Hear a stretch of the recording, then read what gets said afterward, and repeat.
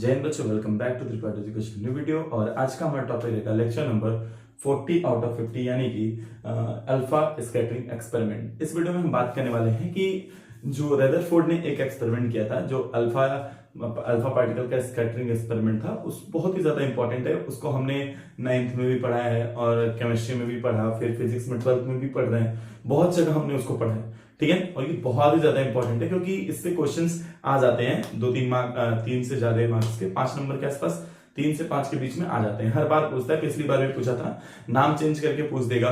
कभी पूछेगा scattering experiment बता दीजिए, या अल्फा पार्टिकल एक्सपेरिमेंट बता दीजिए, या रदरफोर्ड एटॉमिक एक्सपेरिमेंट बता दीजिए, मतलब नाम चेंज करके पूछेगा लेकिन पूछता जरूर है। ठीक है, तो हम इस वीडियो में उसी के बारे में बात करेंगे। ये वीडियो हमारा 3 स्टेप में रहेगा।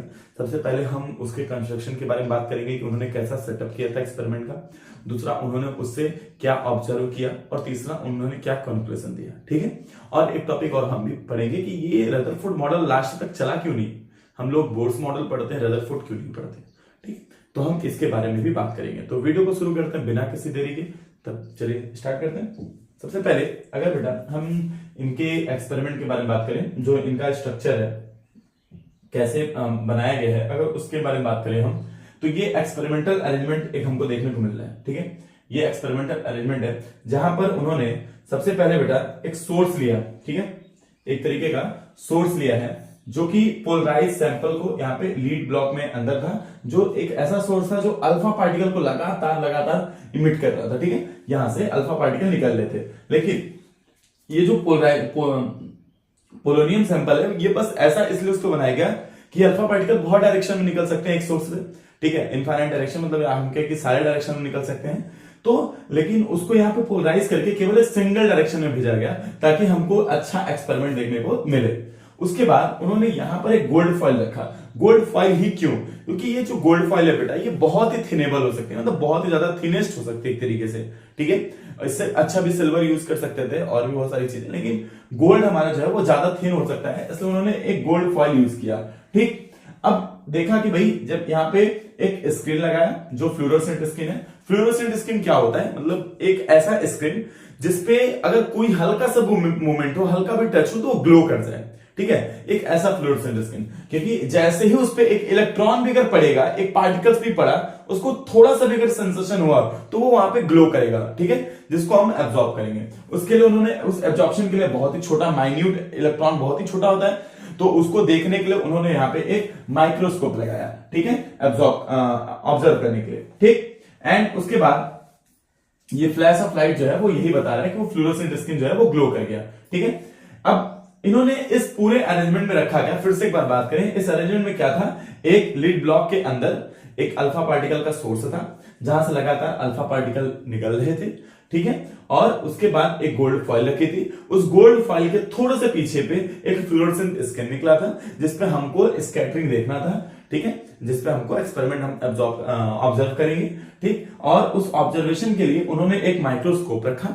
ठीक है बेटा, और यहाँ पे जहां पे ग्लो हो रहा था वहां पे फ्लैश ऑफ लाइट जलती थी, मतलब कि एक तरीके का ग्लो होता था, क्योंकि अभी हमने बताया फ्लोरोसेंट स्क्रीन ऐसी होती है जो ग्लो कर जाती है। ठीक है, और ये उनका एक एंगल है थीटा।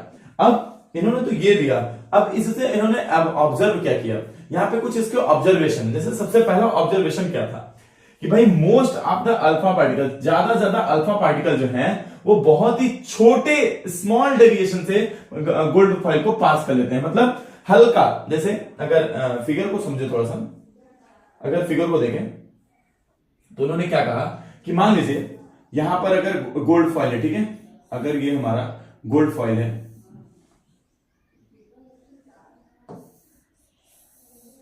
ठीक, तो जो ज्यादा से ज्यादा एटम जो है वो हल्का सा बस बेंड हो जाते हैं। कितना बेंड हो जाते हैं? हल्का सा। ठीक है, उन्होंने ये देखा कि ज्यादा से ज्यादा जो है वो स्मॉल डेविएशन से बेंड हो जा रहे थे गोल्ड फॉइल को पास करने के बाद। और फिर उन्होंने देखा कि there are few particles were scattered through a large angle. कुछ ऐसे पार्टिकल थे जो लार्ज एंगल बनाते थे, मतलब ज्यादा एंगल बनाते थे। यहां से अगर देखें तो ये थीटा क्या हो जाता था? बढ़ जाता था। यहां से ये थीटा क्या हो गया?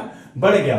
ठीक, और उन्होंने देखा कि भाई one of about 8000 particle suffered angle of scattering 90 degree. कुछ ऐसे थे जो 90 डिग्री पे स्कैटर्ड हो जा रहे थे, और उसके बाद बहुत ही माइन्यूट मतलब 10,000 में से एक, 20,000 में से एक ऐसे थे जो कोलिजन के बाद बाउंस बैक हो जा रहे थे, मतलब अपने ही पाथ पे क्या हो जा रहे थे बेटा, वापस आ जा रहे थे। ठीक है, अच्छा अगर इसी ऑब्जर्वेशन को हम फिगर के थ्रू समझे तो शायद आप लोगों को अच्छे से समझ में आ जाए। ठीक है, तो हम उसके बारे में बात कर लेते हैं अभी यहाँ पे।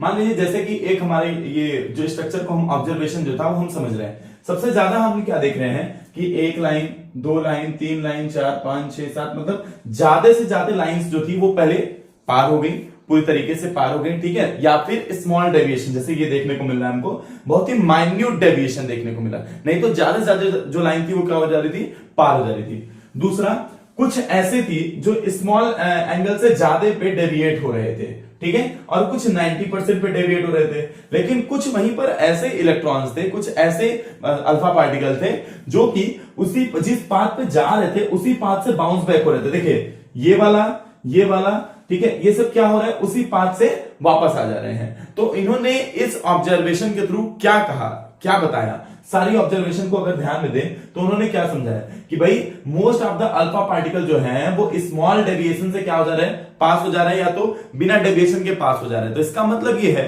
कि जो एटम होता है उस एटम के अंदर ज्यादा से ज्यादा क्या है बेटा, खाली जगह है। ठीक है, ज्यादा से ज्यादा क्या है, खाली जगह है। और उसके बाद उन्होंने देखा कि कुछ पार्टिकल जो है वो स्कैटर हो रहे हैं। ठीक है, कुछ पार्टिकल ऐसे हैं जो किसी एक एंगल से स्कैटर्ड हो जा रहे हैं। ठीक है, हल्के एंगल से क्या हो जा रहा है, स्कैटर्ड हो जा रहा है। तो इसका मतलब ये है कि उनके बीच में कुछ है, ऐसा चीज है जो पॉजिटिवली चार्ज है, जो उनको स्कैटर्ड कर रहा है, मतलब दूर भगा रहा है। क्यों पॉजिटिव चार्ज ही क्यों है, क्योंकि देखो हम सभी जानते हैं कि अल्फा पार्टिकल जो है बेटा वो पॉजिटिव चार्ज होता है। ठीक है, तो अगर कोई चीज डिफ्लेक्ट कर रही है मतलब कि उसके पास भी पॉजिटिव ही होगा तभी डिफ्लेक्ट करेगी। अगर निगेटिव हो सेंटर पे या कहीं पर भी जैसे डिफ्लेक्शन हो तो निगेटिव को अट्रैक्ट करेगा ना, लेकिन डिफ्लेक्शन देखने को मिल रहा है, इसका मतलब किसके वजह से डिफ्लेक्शन हो रहा है, पॉजिटिव की वजह से। ठीक, और पॉजिटिव की वजह से डिफ्लेक्शन होके जा कहां रहा था, होके जा कहां रहा है, कुछ डिफ्लेक्शन इधर जा रहा है, कुछ इधर जा रहा है, उधर जा रहा है। इसका मतलब डिफ्लेक्शन एक तरफ से अगर रिपल्सन हो रहा है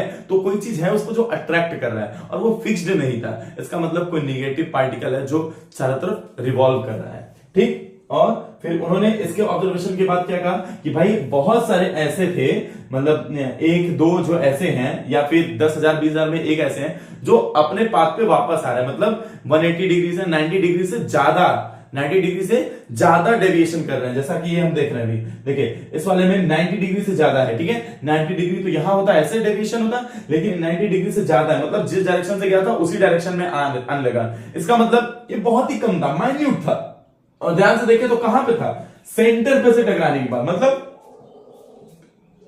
कुछ ऐसा है सेंटर में उनके, कुछ ऐसा डेंस पार्टिकल है जो जिसमें बहुत ही ज्यादा पॉजिटिव चार्ज है, जिसको उन्होंने नाम दिया बेटा न्यूक्लियस। ठीक है, आगे अगर अब इनके एक्सपेरिमेंट के बारे में बात करें तो इनका कुछ फेल्योर भी था कि क्यों नहीं माना गया इनका।